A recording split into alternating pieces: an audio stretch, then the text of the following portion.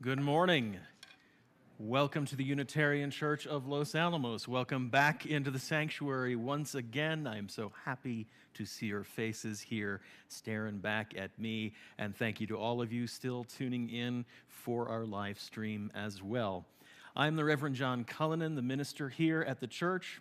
Unitarian Universalists affirm and promote the inherent worth and dignity of all people and gather together in a free and responsible search for truth and meaning. Whoever you are, whomever you love, wherever you are right now, wherever you are on your life's journey, you are welcome to be part of this community.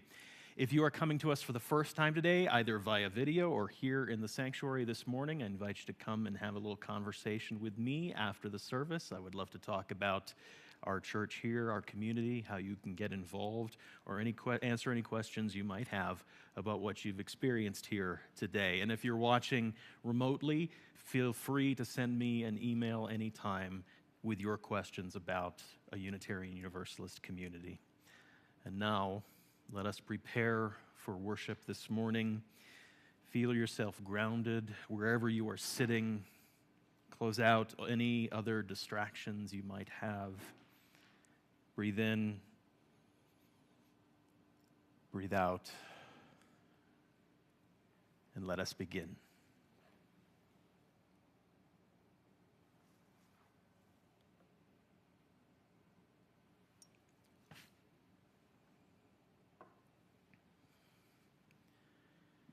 Here we have come into this sacred space, quieter now with our readiness, hushed voices, hoping, trusting for so many things, for connection, for communion, for inspiration, for information, for healing, for wholeness, for words, for music, for celebration and consolation.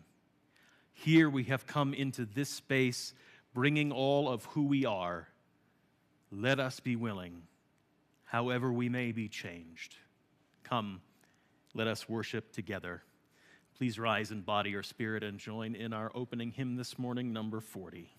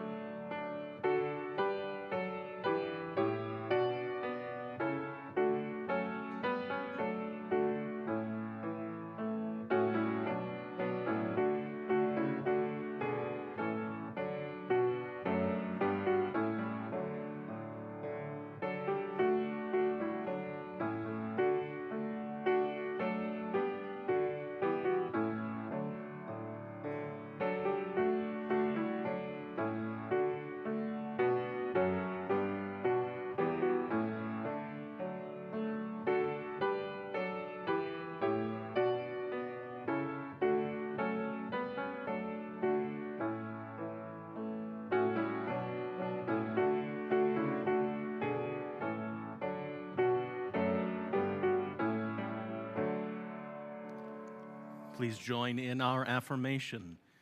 Love is the doctrine of this church, the quest for truth, and service is its prayer. To dwell together in peace, to seek knowledge in freedom, to serve life in fellowship, to the end that all souls shall grow in harmony. Thus do we covenant with each and with all. Please be seated.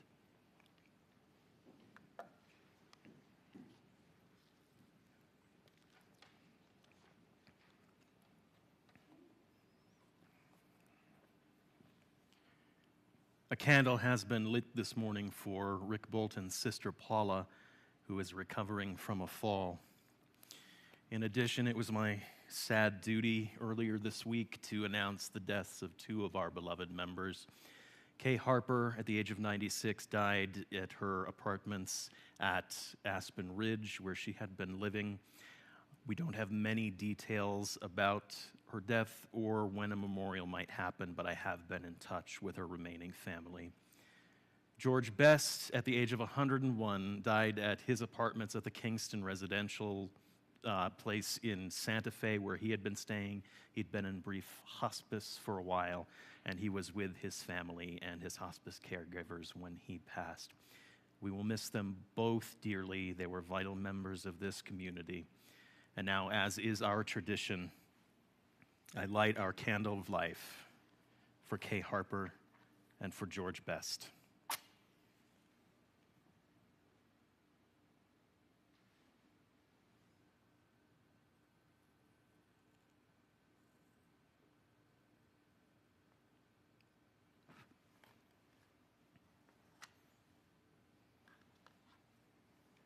In their memory, let us be together for a moment of silence.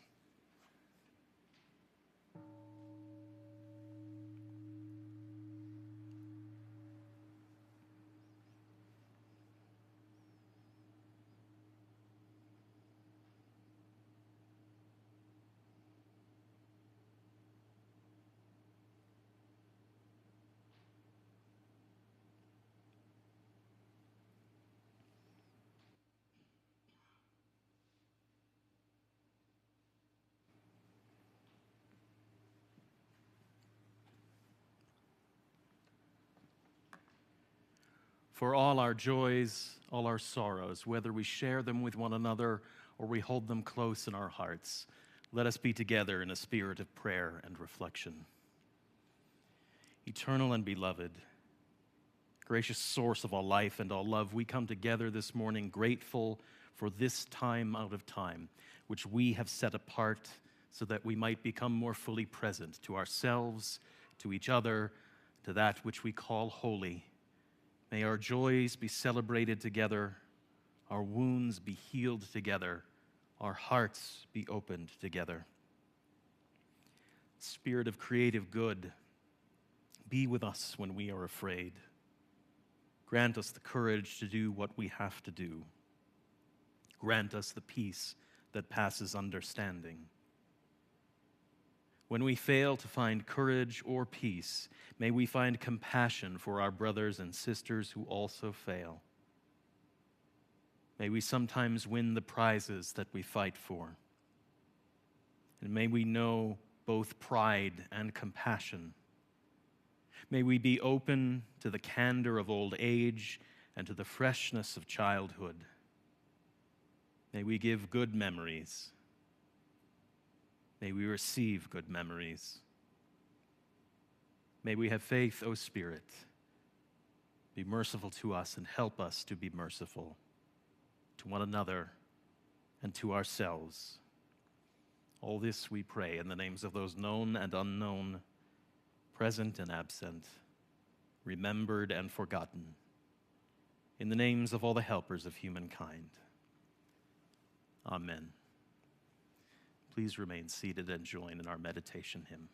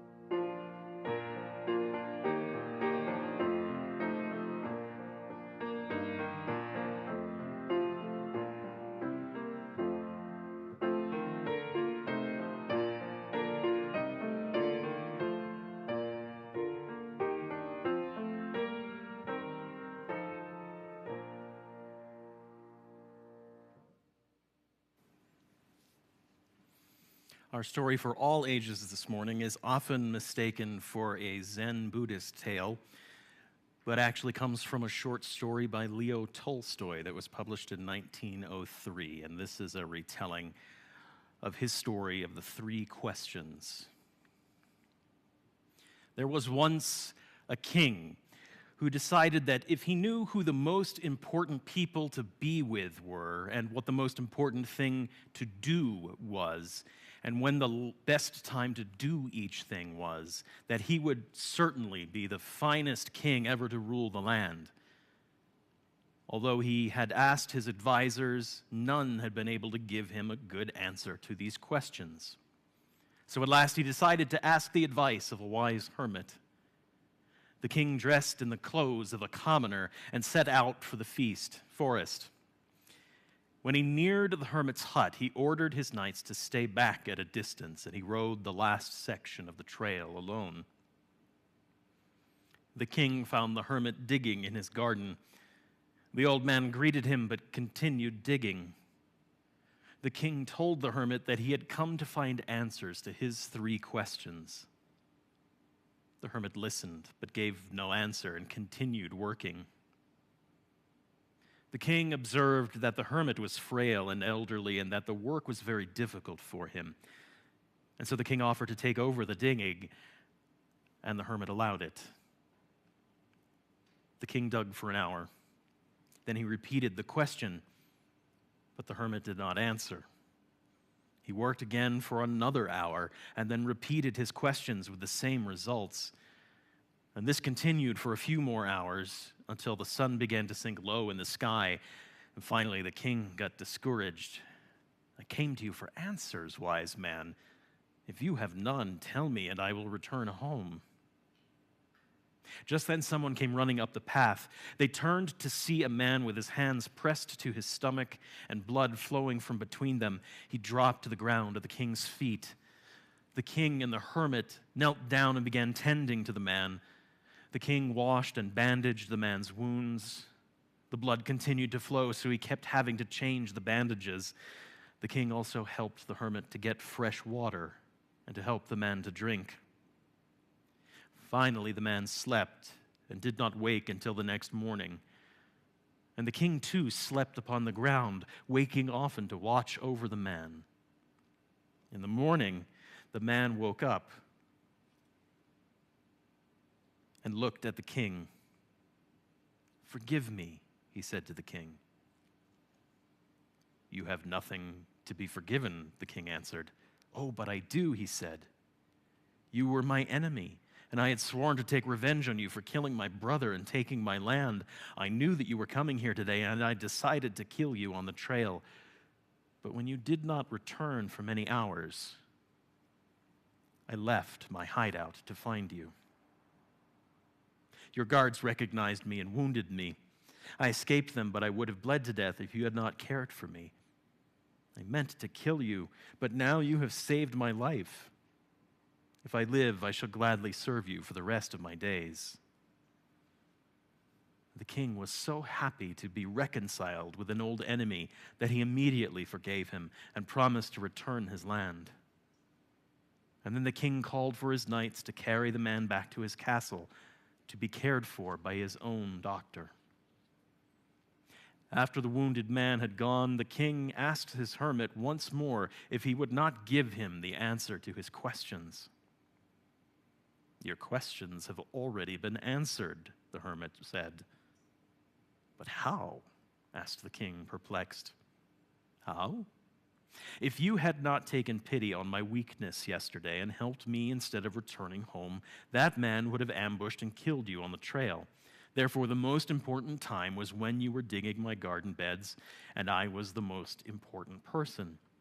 And the most important thing to do was to do good for me. And later, when the man came running to us, the most important thing to do was to care for him. And if you had not bound up his wounds, he would have died without making peace with you. Therefore, the most important person was that man, and what you did was the most important thing, and the right time was the time when you were doing it. You see, the most important time is always the present moment. It is the only time that is important because it is the only time we have control over. The past we can only look back on and wish that we had done differently. The future we can only imagine. The most important person is always the one you are with in the present moment. And the only important deed is the deed that does what is best for others. And at last the king understood. He returned to rule wisely, one moment at a time.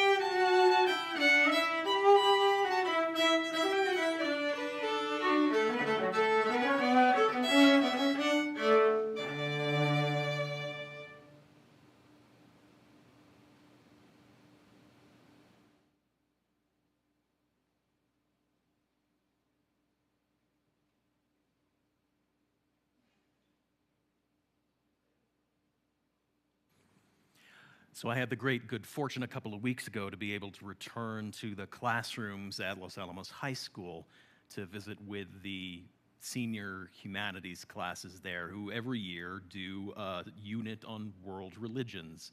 And so they invite religious leaders from all over the community to come in and talk about their various faiths and get grilled to death by the very enthusiastic students.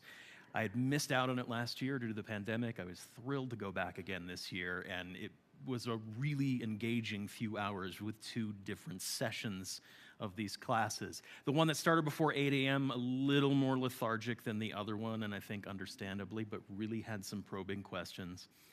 And the one later on in the morning, when all of their donuts and coffee had kicked in from Morning Glory across the way, peppered me with questions, rapid fire, and they just kept coming, and I was having a blast answering them, and sometimes I even learned new things about my own faith as I'm answering on the fly. And then somebody hit me with a question that has given me pause right up until today. She raised her hand and asked, "So is this the sort of faith where you do things every day to remind you that you're part of the religion and that you're doing it throughout the week? Or is this more sort of a Sunday thing?"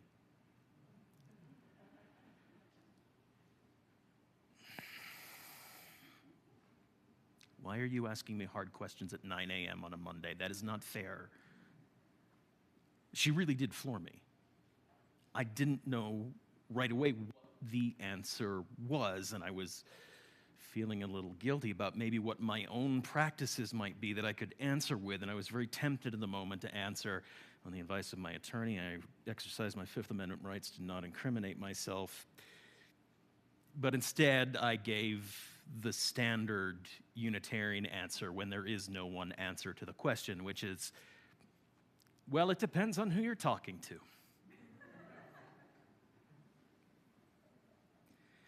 But it's been eating at me for the last 2 weeks now that she's asked that question, probing into my head. Is this just a Sunday thing, or are there things that we do throughout the week to keep us connected to our faith, whatever that faith might look like?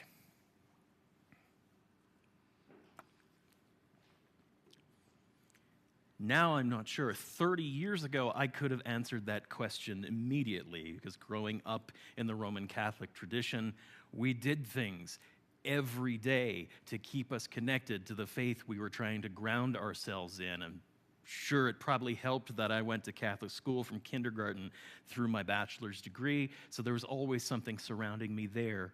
But even at home, we said grace before meals, and we said prayers before bedtime. And we were always reminded of the love your neighbor aspect of the faith that was so prominent in my own parish every day. It was the water that I swam in. I could not escape from it if I tried any day of the week. But today, I'll admit, sometimes I'm more conscious of it on a Sunday morning than I am any other day of the week, even when I'm working here in this building day after day. Sometimes so much of it is just the administration of the job. It is divorced from the religion part of it.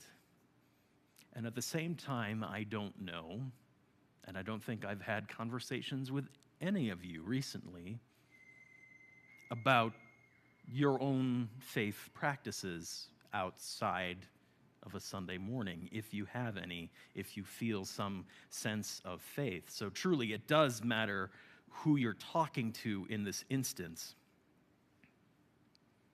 But I keep coming back to the notion, remembering how I grew up, that this is indeed something I should be practicing on a daily basis. And the practice is key.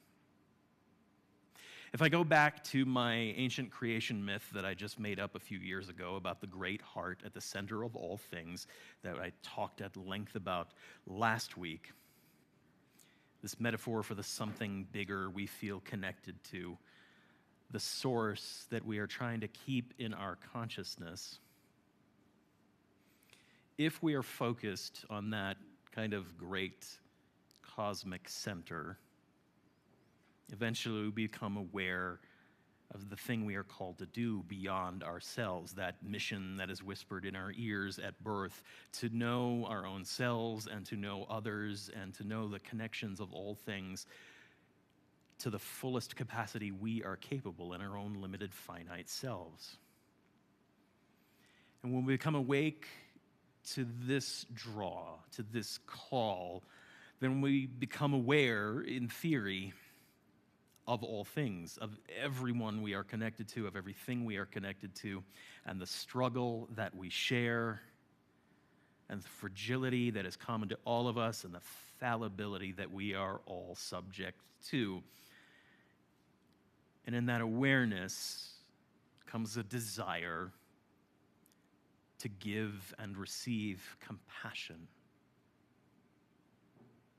because that's all that's left to us when we know we are connected in our limitations. And that's where I left things last week. And yet I'm sure if any of you thought about it for any amount of time, and it certainly strikes me every time I go into this metaphor, that's a huge ask. That is an enormous task that can overwhelm very quickly everybody. All things, I don't think I can wrap my head around that. Why don't we just stop trying? It's too much. Let me just worry about the circle in front of me. And that actually there is the beginning of an answer about how we stay focused on the all things, on the every one. When you're feeling overwhelmed by the enormity of the task of knowing things to the fullest you can in your capabilities, forget about the cosmic view of it all. Well, John, that's the exact opposite of what you've been talking about for the last 2 weeks. Why are you changing tacks now? Stay with me for a second.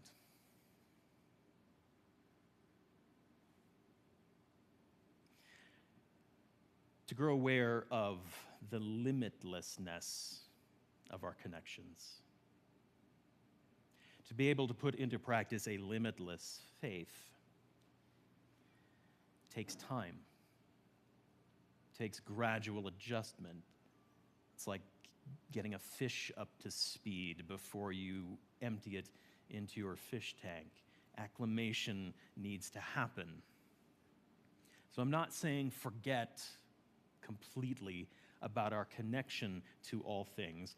What I'm saying is don't worry about the cosmic view, but focus on the spheres that you have the capacity to focus on in your own limited self. After all, we can only hold so many people in our minds at one time. They have done the neuroscientific research on this very thing. We can't conceive of infinity. It's crazy of me to even ask you to think about the infinite when we are so finite in who we can focus on. And so we start by focusing on who is in the sphere we can wrap our heads around. The familial, the local, the global, to the extent that we can be conscious of people around the world. To overcome the feeling of overwhelmingness that comes in trying to practice a limitless faith, we need to lean into the very limitations that keep us from being able to see the infinite. We need to set ourselves to the task of choosing the immediate, what our finite mind can process out of everything in front of us. Glean that out of what I'll call the imminent, the ever-present call to compassion for all things, for things as they are. When I was little, my parents would lead me in bedtime prayers, and it would always end with a inventory of sorts. God bless Mommy and Daddy and George and my friend Steve and Nana and my teacher and so on and so forth. The people in my sphere, and that focus of God bless them, which could easily be translated into I'm keeping in mind and I'm feeling compassion for these people in my life. So maybe the action of practicing a daily faith really is that simple. Just creating for ourselves a laundry list. I'm losing this microphone constantly. A laundry list of the people who are in our spheres, to keep them front and center in our minds. Because honestly, the daily practice of what I'll call our faith maintenance, because that's what the daily practice is for, really, shouldn't have to be all that complex. Doesn't need tools. Doesn't need props. It just needs us and an intentional moment to focus. So maybe that intentional focus is that list of people that we keep close to ourselves, or maybe it is the 3 questions that keep you focused on the here and the now and what is right in front of you. And I love that Tolstoy story, and it speaks to me constantly. Something that we start our day with to call into mind the people who need our care and our concern. Whether it's a prayer Dear Spirit of life, please keep me open to being compassionate to all things, or some sort of mantra, or an affirmation like we say every week here, some sort of literal, conscious narration to ourselves about the immediacy of what the Great Heart calls us to in the work of compassion. Now, you might ask, doesn't this take us right back to limiting who we can contain within that infinite us I talked about last week? Doesn't that keep us limited to who we feel is in our circle? Right here and right now, yes, perhaps. But it is the act of the practice of engaging in the list or the questions or the prayers that makes the biggest difference over time. Because our brains, as we practice, reshape themselves to make it an everyday thing. The ability our brains have for neuroplasticity has been researched in terms of its relationship to faith practices, meditation and prayer and speaking in tongues and ecstatic dance. They scan the brains to see what is happening inside there, and they do find that over time, the neural pathways start to set in. So the point is that the consistent practice of our faith, whatever that practice might be, is creating those new neural pathways. And in the end, opening us up to that bigger compassion that becomes second nature to us, becomes the water we are swimming in together in our shared faith, so that when new people come into our consciousness, when new ideas, when the periphery starts to widen in what we are taking into that circle, we're not struggling so hard to manage our capacity to be compassionate. It's just what we do when we encounter it. So what is that practice? Well, it depends on who you're talking to. I don't know what yours are, and I'd love to hear from you what those might be.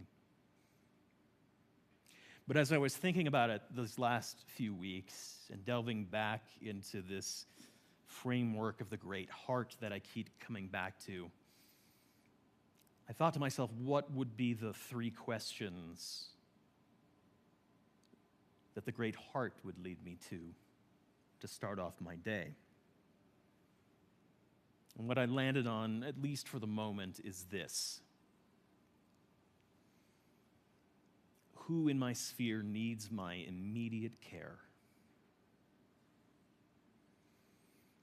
Who do I need to hold close in my memory today so that they are not forgotten?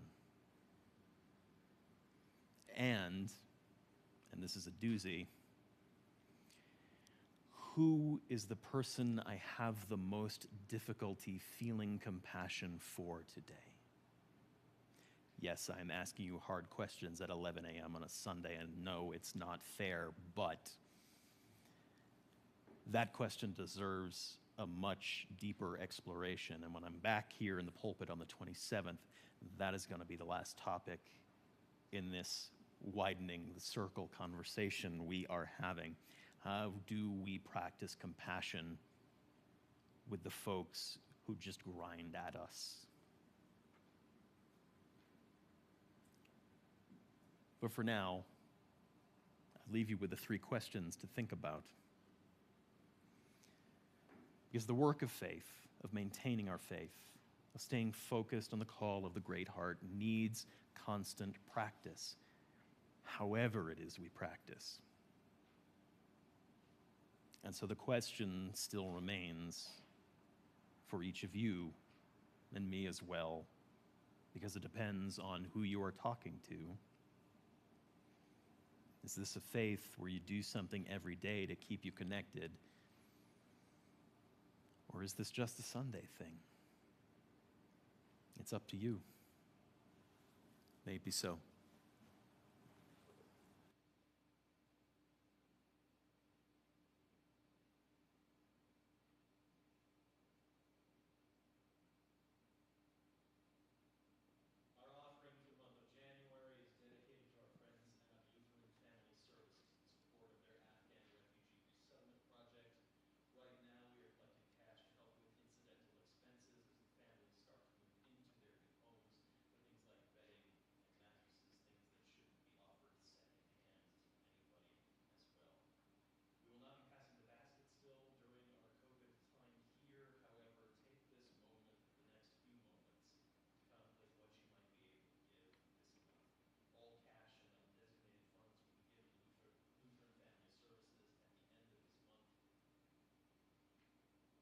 Please use the Givelify app on your mobile device if you've downloaded that, or drop your offering in the box here at the back near the doors. And may what you give bring you joy and into deeper relationship with this community.